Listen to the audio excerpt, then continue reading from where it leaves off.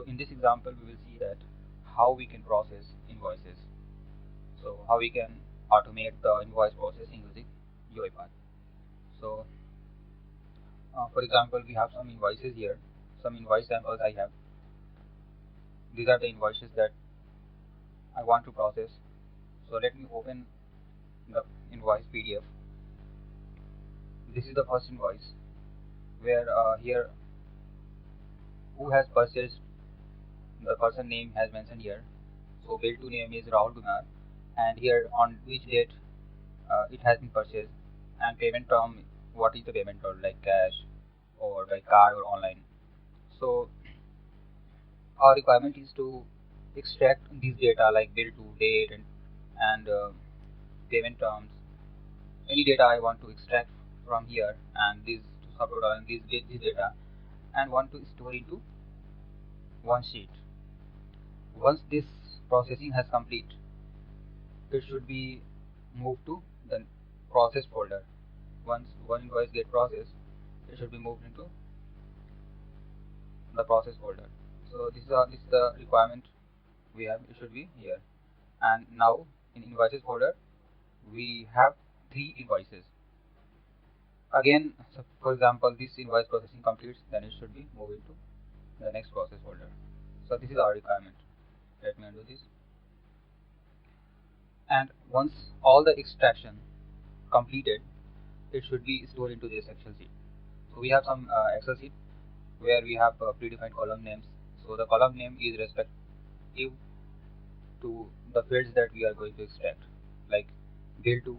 So here we have both bill to, for date, for payment term columns we have, and subtotal, tax, total amount. So these are the data that our requirement is to extract. So subtotal is here, and tax total, and this data we have to extract, uh, and after extracting have to store here. So how can we do this? So for doing this, we have I have created one workflow, one process I have created. This is invoice processing.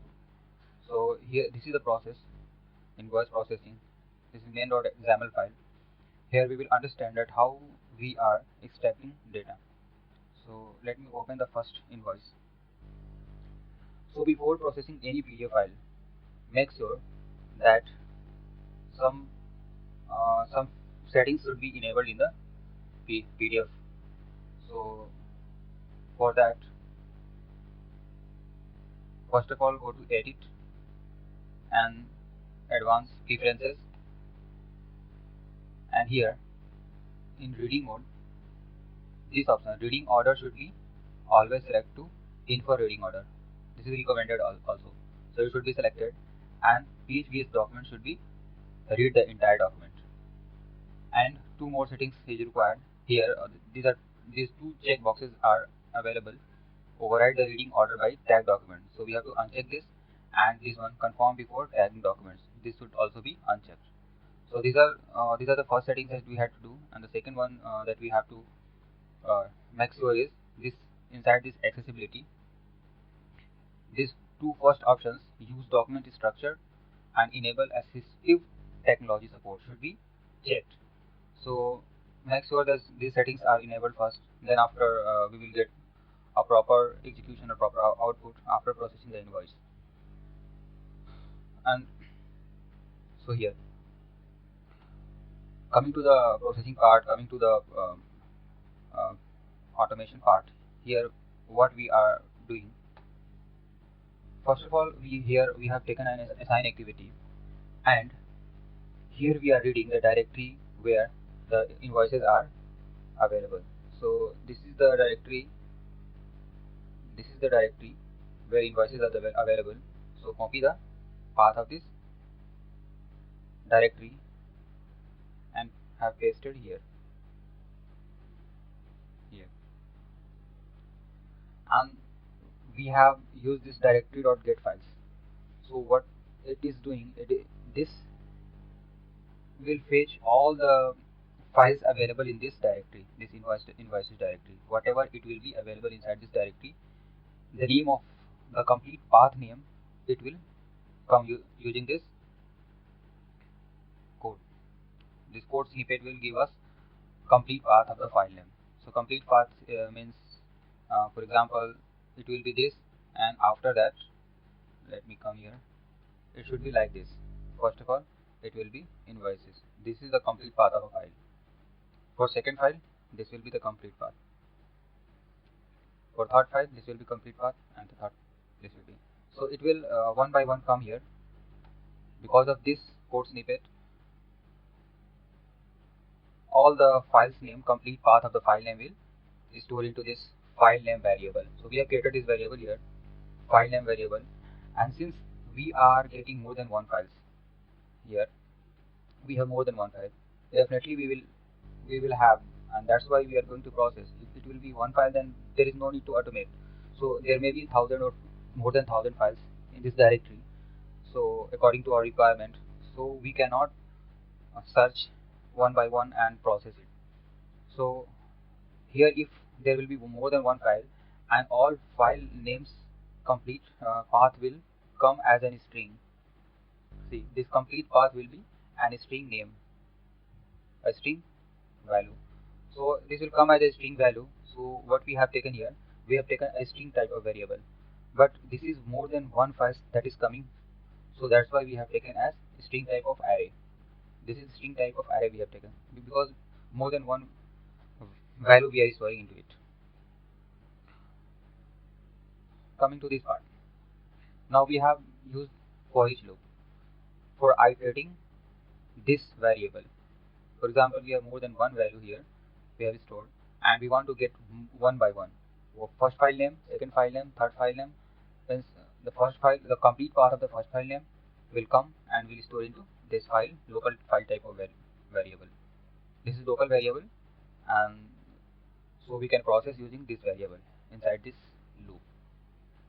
So first time the first file, complete part of the first file will come, and this will store it here. The second time, second, and the third time, third file, complete path will store here. So we are iterating here every time, and we are processing inside this. Here I have taken write line activity to show the file name. For example, the first file name will come and it will show it here. You will see in the output panel that what is the file name, like this. Suppose this is the file name of first file, complete path of the file name we are getting here just because of this code. Because here we have all the files name is as an array type, and we have iterated and stored into here, and now we are using it. We are writing onto the output panel. Two strings for typecasting. We have typecasted here. Next thing, we have used start activity, start process.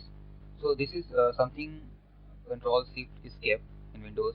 This is Task Manager. I will show you that why we have used this. See, there are lots of processes we can see here. Lots of these are the process. So lots of processes has been it's available, right? So for example, if we want to start one more process, suppose PDF process we want to process here, we have opened the PDF, so that's why the PDF process is available here. So if you will close it here, you will see the process is closed or ended. So for example, if you want to start the PDF process, or in simple language, if you want to open this PDF file, so for that, how we can use in UiPath. So using this start process activity, we can start a process. So since if you will pass the value like Excel or as per our requirement, the same process will start. So here what we are doing, here we can directly point file name, or we can pass the variable here. So here I am passing the variable, the complete path name of the file. So the first time it is coming the file path name as this. It is coming like this. So it will go and start this PDF file. It will open this PDF file. We have used this delay activity according to from system to system. If your system is slow, then you can put it 10 seconds or more than this. If your system is faster than 1 or 2 seconds, will be enough for you. But for here I am using 5 seconds. So once it will start the PDF file, because what happens sometimes, Once we open this, for example, I have clicked over here, so it takes some time to completely load the PDF file. So how much time it will take to load the PDF file, accordingly we can put the time here, delay here, so that the complete PDF will get loaded, and then after we can execute the next process. So the next process is here. For example, this PDF file is open. So this is not the standard way to process a PDF file. So how we can do it? We can use this actual size. So there should be, the PDF file should be in actual size. So before processing any PDF file, the file size should be in actual size. So we can use this by using hotkey, by passing hotkey. So how we can here see shortcuts are given here. So we will pass as a hotkey Control+1. So Control+1, it will become like this. So that's why we have passed here hotkey, and in hotkey we are passing Control+num1, so that the PDF file will become like this. It will come into this actual size. So next process we are using anchor base. So why the anchor base we are using here? Because here we have bill2 name and Rahul. This is the value. So for every value we have some label. So for this value we have label, for this value we have label, like this. For every PDF, if you will see here, the label is not changing. For here also, bill2 for first PDF, second PDF, bill2. These values, these label values are constant for every PDF, but the value are getting changed. So that we should use this anchor base, so that the value will get processed exactly what we want to. So the anchor base, how anchor base works, I'm hoping you know, but still I will explain it here. So this anchor base activity works like, we can put one activity here and the second activity here. What first activity does? First activity finds. So we can put any activity here, but we are using find activity because our requirement is to find this label. And once the label, uh, once it will find the label, then the next activity executes. The next activity is get text. So what we are doing here, we are finding this bill2, and then after we are collecting the second value, means Rahul Kumar. We are reading this text value, and we are storing into a variable, and we are processing it. So find this label, then then read it. Find this label, read. Find this label, read. So like this, we are processing. So when we use anchor base here, we can define top to left, left to right. So once we select the left to right, it will become like this, and top to right like this. So what is this mean? Here, if we will select this, here see here anchor position, it is saying that what is the position, where is the anchor, what is the anchor position, is it left or top or right or bottom or on top. So where is anchor resides? So in our condition, this is anchor, the label are anchor, and value are, this is the value. So here anchor are on top of the value. So here we will select top. So see, earlier it was like this. Earlier this value was here and this was here. So when we selected this top to top, then it become like this. So now it will go and search on top that it is available or not. If it is available, so down below it will search the value. So whatever the value it will find, it will collect that. For that we can use this indicate on a screen, and we can indicate like this. And the same we can do here for this Rahul, like this. Now I am using right line activity to show the value here, but this is actually not necessary, but for testing purpose, I mean, we can use for testing purpose that the value are coming perfect correctly or not. So for the next value, we can also use this get OCR text. We can use this anchor base activity, but in this condition the anchor base was not functioning properly, so that's why I have used um, this OCR technology here. So OCR activity we have used.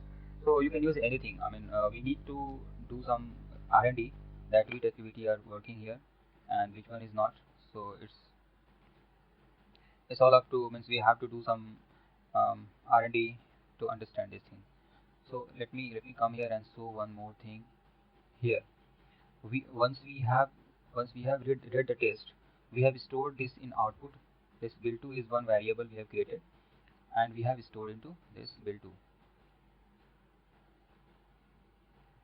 and now we are printing it here. So build2 is here. Here is the build2. This is a string type of variable, and the same we are doing here. We can do it here using the get ACR text. We are loading this directly. We are reading this date value, and we storing into the date value. So for this get OCR activity, we have used this Tesseract OCR, but we can use any OCR.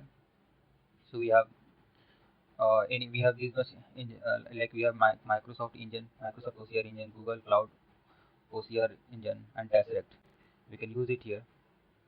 So we have used Tesseract, and now we are storing into the build The same we have done it here for other remaining uh, value. Whatever the value we have to process. For example, here coming to this part, here we have requirement to use this cash and this subtotal, tax, total, and amount paid. So all activity we have used using this get OCR text.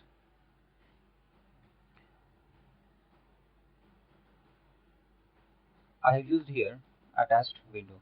Why this attached window I have used, and I have kept all the activity inside this, because once we are trying to once we close this, it sometimes it won't works properly, because it doesn't recognize that which applications that we want to close.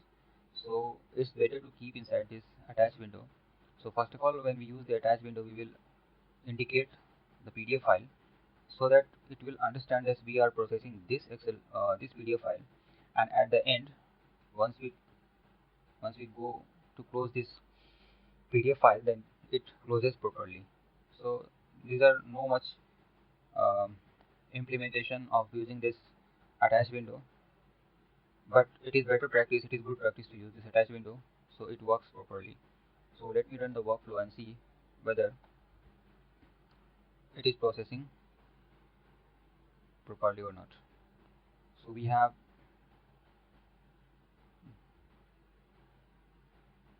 it is running now. It open the PDF file and Control+1, it will come to the actual side. Now it will extract the data. Now data is getting extracted, taking time. So now one PDF file has been extracted, the second PDF opened, and now it is getting processed. So Control+1, the actual size. Now the second PDF has processed, the third PDF opened, and now it is getting processed. So that's how we can automate. We can use um, we can automate the PDF invoices. We can automate any files rather than PDF. We can automate Word file or Excel file, any file we can process. So mostly we get the PDF as invoices. So now let me go here at output panel and see how the data has been extracted. So here the file name, the complete file, the PDF file path we have got it here because of this activity, and this is build2 name. So build2 name, then after build date, cache. So here we have got all the data what we had required. So for first PDF, this one, for second PDF, it has been processed, and data has been extracted, and the second and the third. So it's working fine. We have extracted the PDF file. Now our requirement is, once the PDF is getting processed, it should be moved to the process folder. So we can use here at the end of this, after closing the PDF file, we can move the file to the, let me select this and come down here. We have to keep, so here I will use move. We can use the mid move file activity. So we have this activity. So using this we can move the files. So we can move any files. For this, what we can do it here. We are still inside this for each loop. So we have to process inside the for each loop, so that one by one the PDF file will get. Oh, see here, we are inside the PDF loop.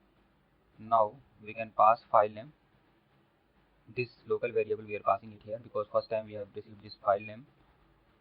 We have stored into this file variable, this one. So I'll pass it here, file dot toString. See, here we are getting some error. What it is saying, that implicit conversion is not possible from object to string. So the value is coming as an object. So toString we have to use to typecast to convert its type from object to string. Now,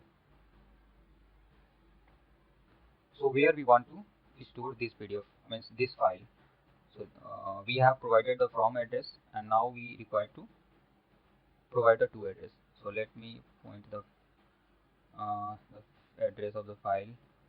We can directly go it here and copy the entire path,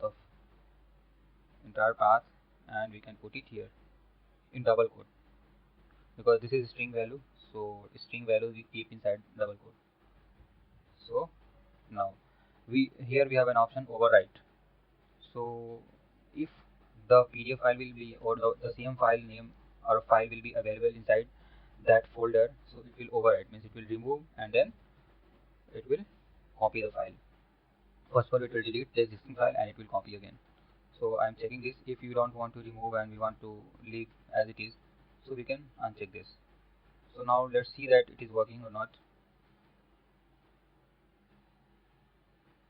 Here one by one the process file should come. The first PDF is open, the first invoice is open, and now it is getting processed. After processing, it should be moved into this new folder, process folder. It should be moved.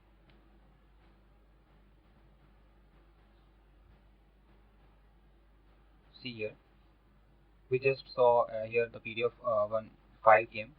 Now the second is processing, and we will see that two files will be available before after closing. And you see one file is available now, second file copied. The third one is getting processed. After processing, it will again move this file to the processed folder. See here, third file, and fourth is getting processed. So now all invoices data has been extracted, and now we can see it here.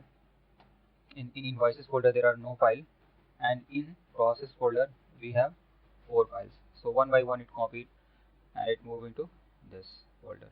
So let me copy it once again here and see whether here we have found the extracted data. Now our next requirement is the extracted data should be written inside this Excel sheet, invoice data.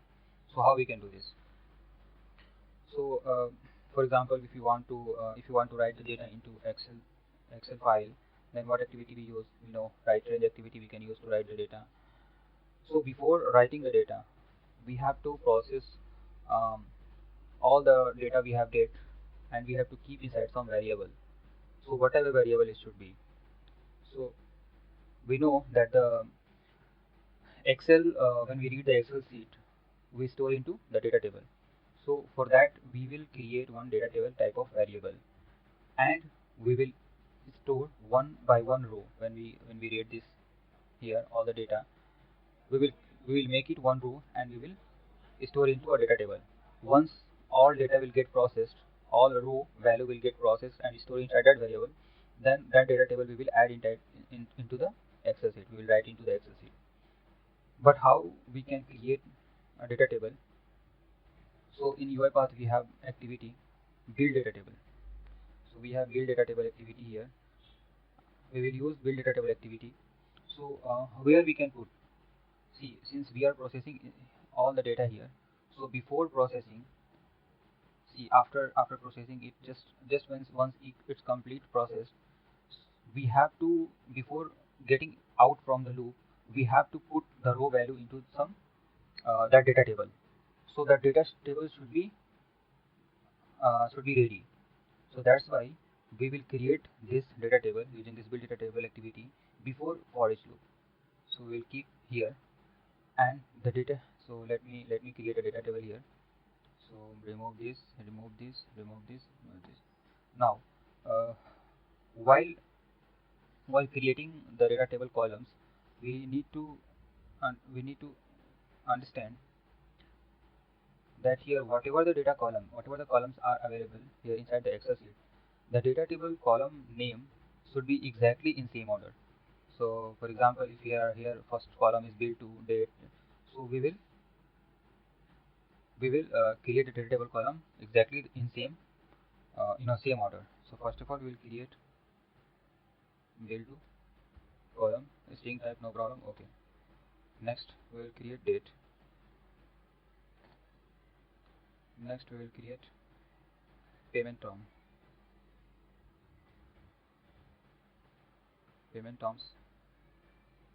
Third one subtotal,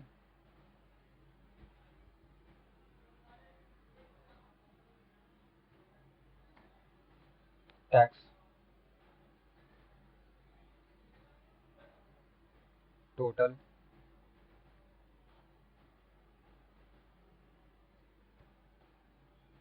and the last one is amount paid.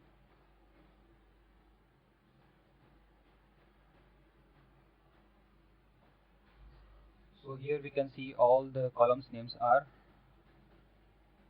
in same order: bill to, date, payments, terms, subtotal, tax, total, and amount paid. If we will change the order, uh, the data will be stored.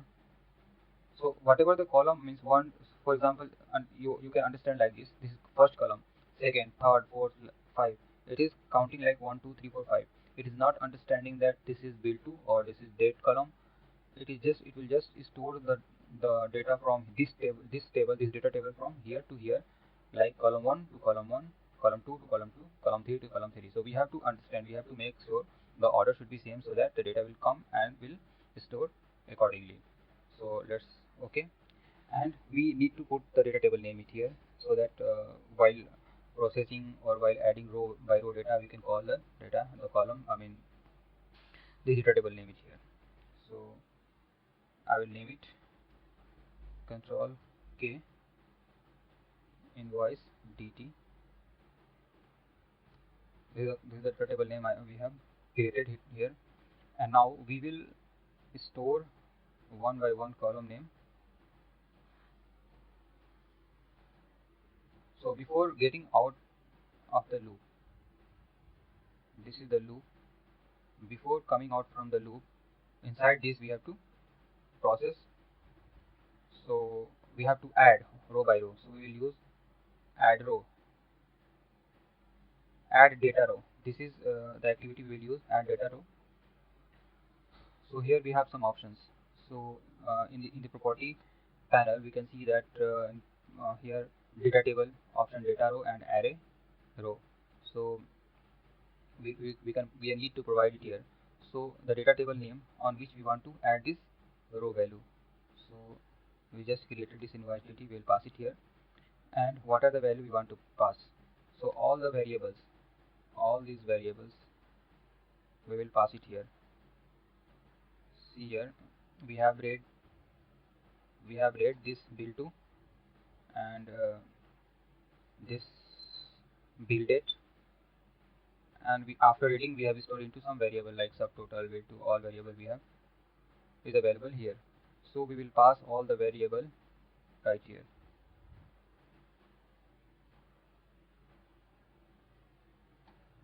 See that all variables are available up to this loop, this string loop. This is the loop.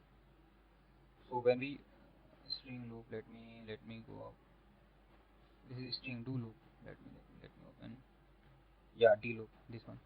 So all variables are, the scopes of the variables are up to this, and so we can use here also, and we can use this data table here as well. So I'm going to use here because I don't want to change all scopes, all variables scope one by one, since we have options to add uh, um, the value, all value into mm, the data table, so we can use it here as well. Now we need to pass it here.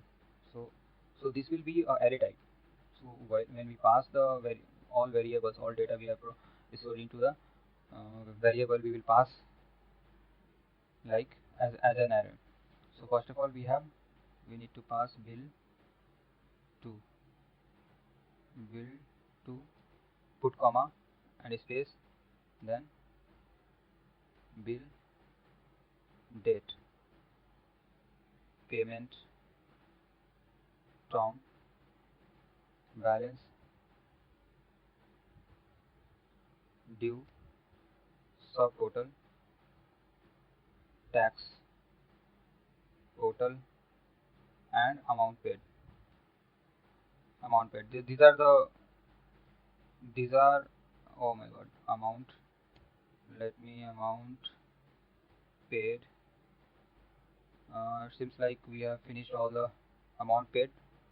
Yes, we have passed all the variables here. So what we are doing here, let me explain it once again.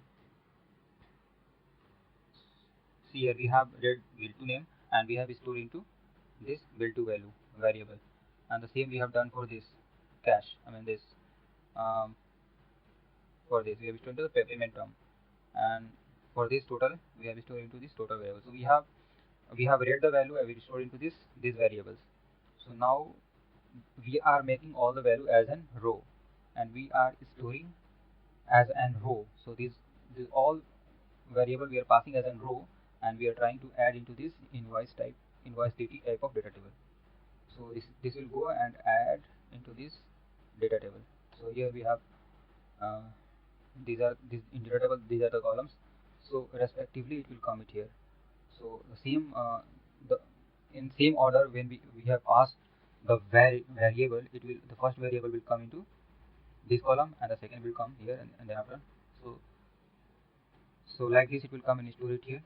Now we have added row by row into all rows into the data table now, and we have moved it here.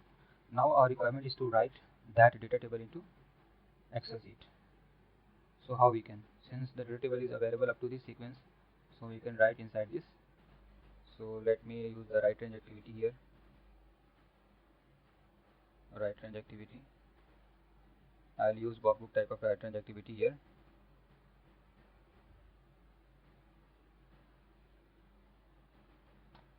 Here the path of the workbook we need to provide. So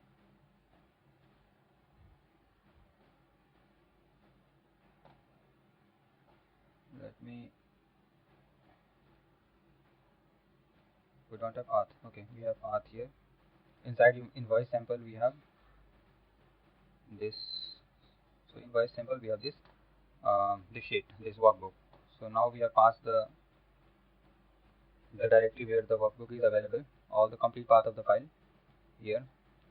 And since here it on sheet 1 we want to write, so we have passed sheet 1 and from where it needs to be write. So here see here starting cell, what is the starting cell from where we have to write the data. So it is A1, but now in this situation if you will write from A1 from here, so this all header part will get removed.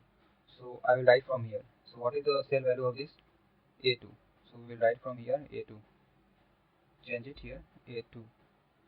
Now we need to pass the data table. So what data table it will be? The data table we have created and stored the value. So this data table we have to pass invoice dt here, invoice dt, and save the workflow. Now let's run the workflow and see where the data is coming or not after processing. So the first PDF, first invoice opened and it is getting processed.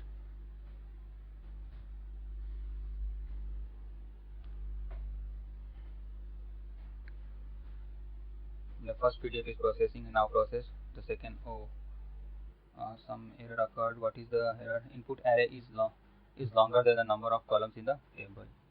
So input somewhere here, while adding the data we have done some mistake. It is longer, 1 2 3 4 5 6 7 8 columns we are adding, and how much data table we have created, how many columns. in the data table. 1 2 3 4 5 6 7 7 data columns. So that's why we got this error. 1 2 3 4 5 6 7, just 7 columns we have created. And in this sheet, how many columns are there? Let me check it. 1 2 3 4 5 6 7. So 7, here 7 columns are available. So we don't require to add one value that we have added here. Let me see it closely. Bill 2 we have added, right? So bill 2, date, payment term, subtotal. Balance 2 is not required to add. So we have one extra column we have added. Let's remove this and save this, and let's run the workflow. Now it will work fine.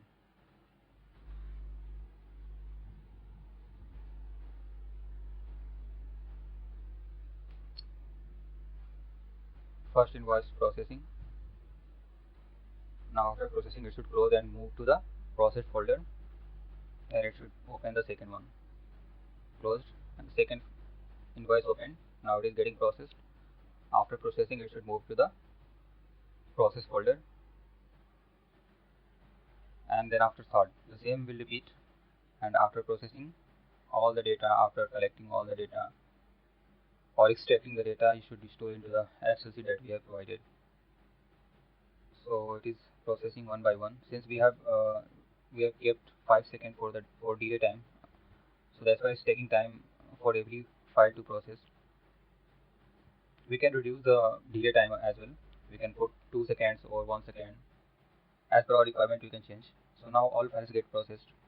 Let me open this and see how many invoices are available. See, here we don't have any invoice to be processed, and processed invoices are 4. All have been processed, and now we have finally Excel sheet. Let me open this Excel sheet and see whether the data has been extracted and stored into the Excel sheet or not. See here. So it is working perfectly fine. Now we have received this data. So that's how we can process invoices, and we can collect data and store into the sheet. That's it. Thank you. Bye bye.